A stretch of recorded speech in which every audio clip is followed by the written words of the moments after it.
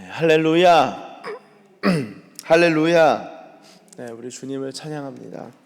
여러분, 오늘 읽으신 말씀은 이 사도행전 12장 전체 이렇게 함께 읽으셨는데요.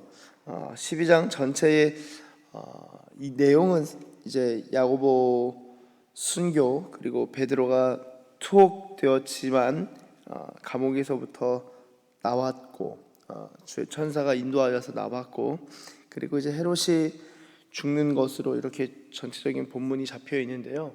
이 본문이 본문을 감싸고 있는 말씀이 있습니다. 그것이 무엇이냐면요, 자, 11장 29절에 보면은 이렇게 적혀 있는데요. 제자들이 각각 그 힘대로 유대에 사는 형제들에게 부조를 보내기로 작정하고 이를 실행하여 바나바와 사울의 손으로 장로들에게 보내니라. 자, 그리고 25절을 보시길 바랍니다. 25절에 보시면 이렇게 적혀 있습니다. 바나바와 사울이 부조한 일을 마치고 마가라 하는 요한을 데리고 예루살렘에서 돌아오니라. 자, 이 부조하는 일이 나옵니다. 부조하는 일. 이 교회의 핍박과 교회의 환난과 이 어려움 가운데서 이 교회가 힘써 서로 돕는 이야기가 이 앞뒤에 배치되어 있죠. 그러니까 이런 환난 가운데서도 지금 교회가 함께하는 일들이 앞뒤에 이렇게 부조하는 일이 이렇게 같이 쓰여 있는데요. 저는 이제 오늘 이 말씀을 보면서요, 지금 베드로가 옥에 갇힌 것이 아닙니까? 이 4절 보시면은 잡음에 옥에 가두어 군인 넷씩인 네 패에게 맡겨 지키고 라고 적혀 있습니다.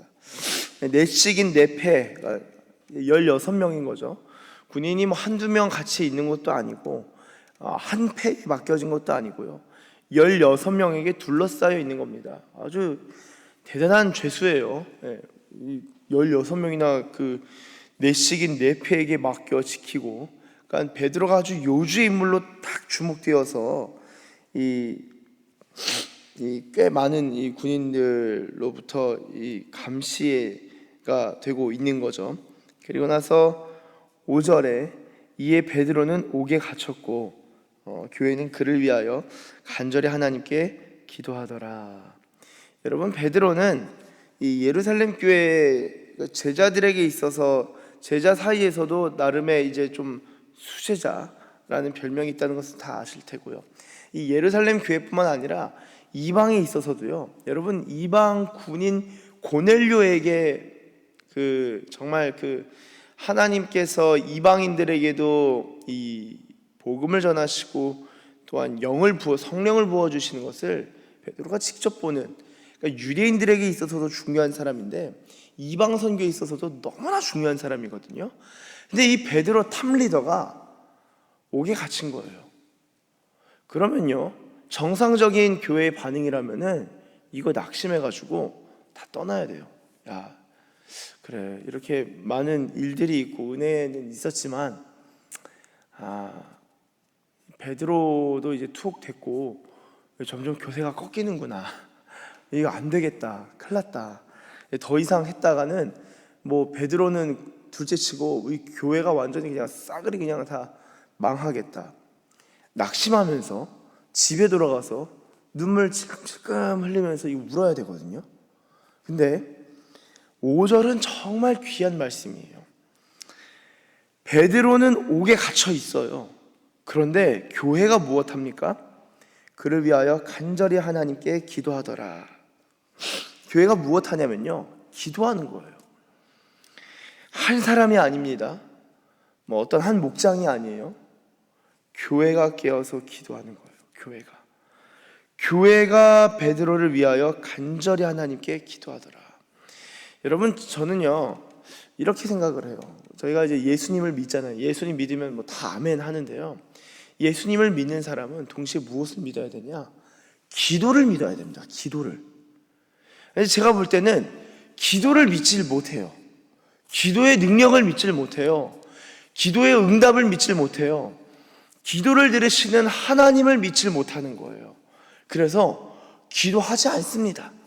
기도를 해도 요식 행위로 기도 시간에만 그냥 딱 하고 그냥 말아요. 그러나 여러분, 기도를 믿게 되면요, 기도를 믿게 되면 그 삶 가운데 기도의 능력이 들어오기 시작하는 거예요. 기도의 능력이 들어와요.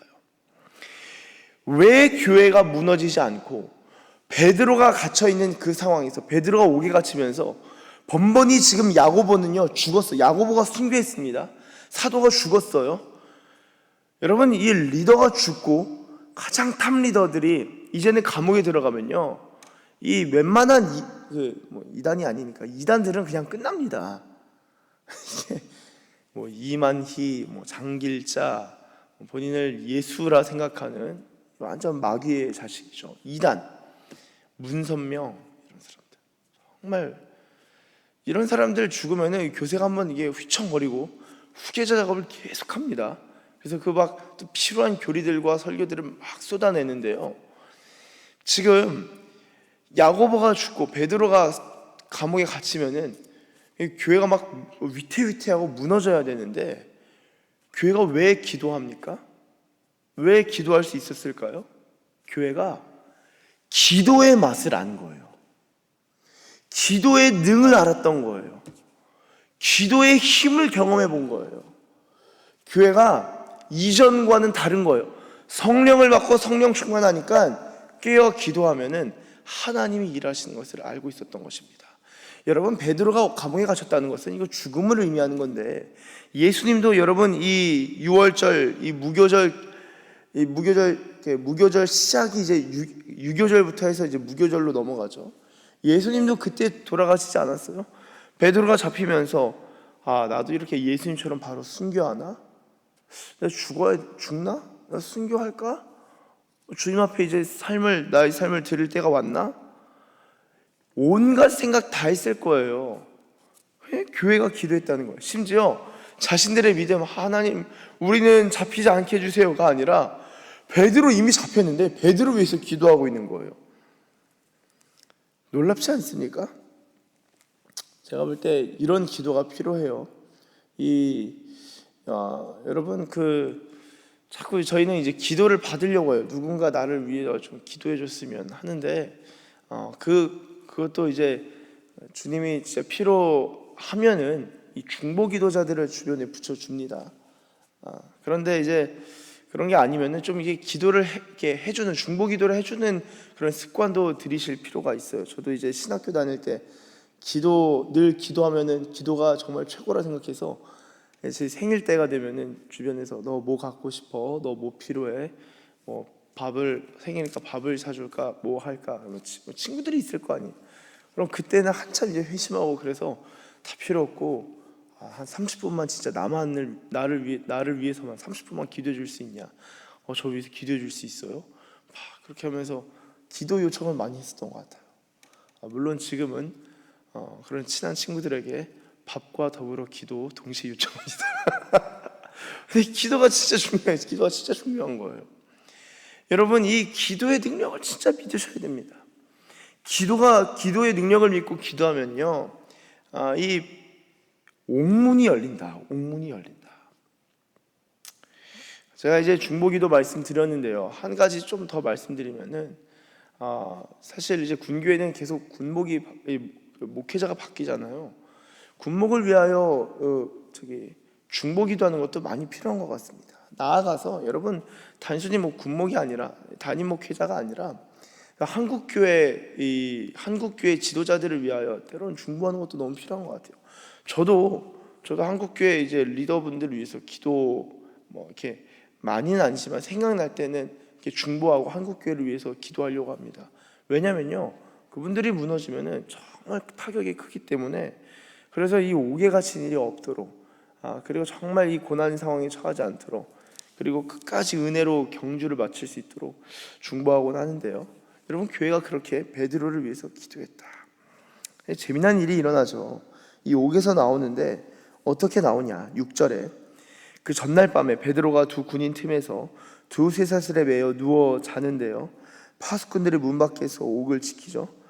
자, 베드로는 분명히 군인 틈에 있고요, 쇠사슬에 매여 있고요, 파수꾼들은 문 밖에 있는 겁니다. 근데 7절, 호련히 주의 사자가 나타나매 옥중의 광채가 빛나며, 또 베드로의 옆구리를 쳐 깨워 이르되 급히 일어나라 일어나라 하니 쇠사슬이 그 손에서 벗어지더라. 할렐루야. 여러분, 이 옥중 서신이 아니라 옥중 광채 들어보셨습니까? 베드로는 옥중 광채를 경험해 본 사람이에요. 옥중 광채. 천사가 나타나니까 이 감옥인데도, 이 밤인데도 이게 좀 밝아요. 밝다고요. 그러면서 일어나라 하니까 쇠사슬이 그 손에서 벗어지고요. 8절, 천사가 이르되 띠를 띠고 신을 신으라 하거늘 베드로가 그대로 하죠. 천사가 또 이르되 겉옷을 입고 따라오라 하니까 9절, 베드로가 나와서 따라갈 때 천사가 하는 것이 생시인 줄 알지 못하고 환상을 보는가 하니라. 그러니까 베드로도 이게 비몽사몽간에 일어나. 그래서 뭐지? 내가 감옥이긴 하지만 너무 피곤해서 나 지금 잘 자고 있는데 누군가 나를 지켜주고 잘 잘 수 있게 감옥에서 매여가지고 잘 자는데 일어나라. 밝아요. 또 이 주의 사자네. 그래서 일어나라 해서 일어났어요. 그래서 띠를 띠고 신을 신어. 그래서 매여 있는데 그래 빨리 띠를 띠고 신을 신어야지. 겉옷 입어라. 입고 나와라 하니까 나가는 거예요. 그러니까 이게 꿈인 줄 알았던 거죠. 꿈인 줄. 말이 안 되잖아요. 여러분, 믿음 좋은 베드로도 이게 지금 환상으로 생각을 했었던 겁니다. 10절 보세요. 놀라운 게 첫째와 둘째 파수 지나 시내로 통한 쇠문에 이르니 문이 저절로 열리는지라 나와서 한 거리를 지나매 천사가 곧 떠나더라. 여러분, 천사가 어느 정도로 인도하냐, 그냥 시내로 통한 쇠문에 이르니 문이 열리는 걸로 끝나는 게 아니라 한 거리를 지나는 것까지 인도합니다. 완전히 그 포위와 감시와 압박에서 벗어날 수 있도록 한 거리를 지나서까지 이 천사가 인도를 하죠. 그리고 떠나고 나니까 11절에 베드로가 정신이 탁 들어서 뭐라고 하냐면요, 말씀을 보세요. 11절, 내가 이제야 참으로 주께서 그의 천사를 보내어 나를 헤롯의 손과 유대 백성의 모든 기대에서 벗어나게 하신 줄 알겠노라 하여 12절에 깨닫게 된 거예요. 그리고 나서 마가라 하는 요한의 어머니 마리아의 집에 가니 여러 사람이 거기에 모여 뭐하고 있습니까? 기도하고 있더라. 기도하고 있는 거예요. 모여서 기도하고 있는 거예요. 13절에 베드로가 대문 두드리니까 로데가 나오죠. 베드로 음성인 줄 알고 기뻐하여 문을 미처 열지 못하고 달려 들어가 말하되 베드로가 대문 밖에 섰습니다 하니까 15절에 너 미쳤구나. 너 미쳤구나. 여자아이나 이거 진짜예요 하니까 그러면은 그의 천사인가 보다. 16절에 베드로가 계속 문을 두드리는 거예요. 문 좀 열어줘. 이제 빨리 문 좀 열어줘. 그러니까 이제 문을 열어 베드로를 보고 놀랍니다. 그래서 이제 조용하게 하고 이제 옥에서 나오게 하던 일을 말하고 야고보와 형제들에게 이 말을 전하라 하고 떠나 다른 곳으로 갔다. 그래서 이렇게 한 그 사건이 단락이 마무리가 됐는데요. 여러분, 교회가 기도할 때, 이때 당시에 교회는 늘 말씀드리고 아시겠지만 가정 형태로 모이는 가정교회 형태입니다. 가정교회. 로마의 가옥 형태가 인슐라 구조이기 때문에 1, 2층으로 되어 있고 그리고 집에서 모여서 사람들이 3, 4 모여, 그리고 좀 많게는 마가의 다락방의 경우는 120명까지 모일 수 있으니까요.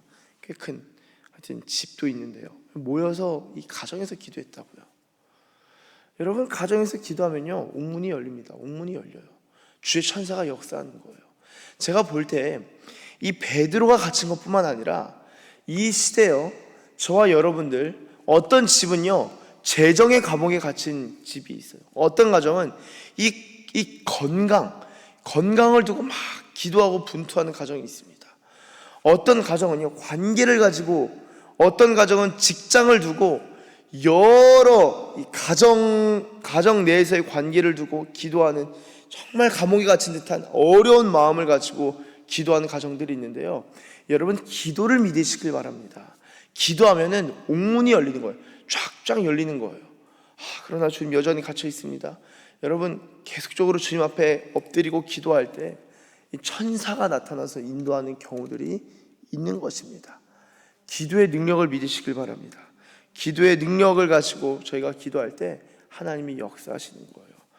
저희 교회도 마찬가지예요. 저희가 이 기도가 깨어있고 기도가 살아있으면요, 기도하면은 교회도요 계속 문들이 열리는 거예요. 열린 문이 생기는 거예요. 그래서 마귀가 제일 싫어하는 게 뭐냐? 기도하는 사람 제일 싫어합니다. 그럼 마귀가 뭘 방해할까요? 기도하는 것을 힘써 방해하는 거예요. 근데도 막 열심히 기도하잖아요. 그럼 마귀도 전략을 짜요. 그래, 기도는 해라. 그러나 많이 하지 마라. 마귀가 어떻게든지 방해하려고 합니다. 기도를 막는 거예요.